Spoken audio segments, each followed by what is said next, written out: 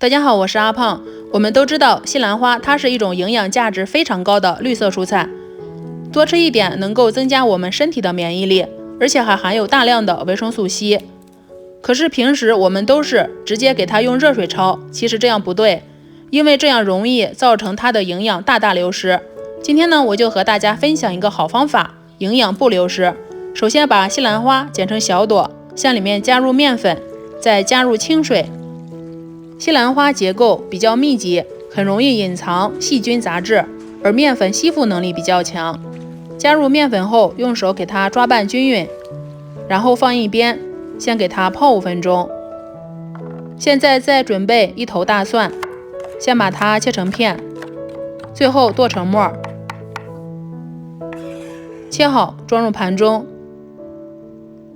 再加入1小勺淀粉，这样后面炒蒜香味时不容易把大蒜粒炒糊。再准备2根小米辣，用厨房剪刀剪成圈，如果不喜欢小米辣可以不放。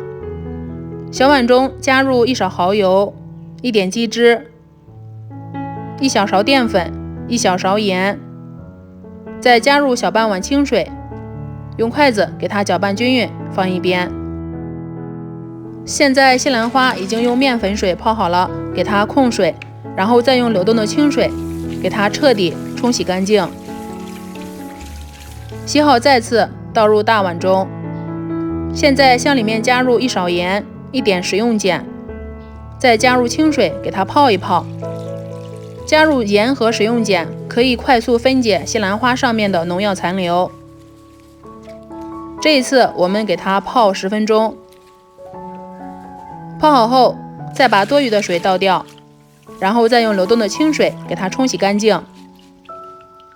水开后，把它放进蒸锅内，开大火给它蒸1分钟。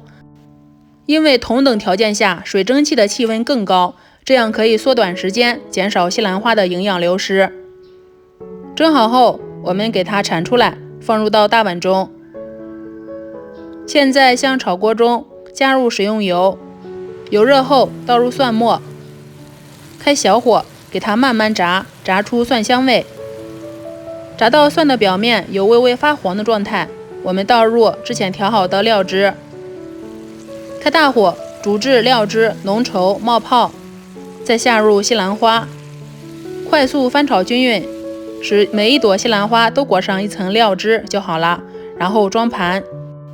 这样做的西兰花吃起来口感不仅清脆，而且颜色也好看。最重要的是，就是对它的营养破坏非常小，很大程度的保留了它的营养。如果喜欢，你也试试吧。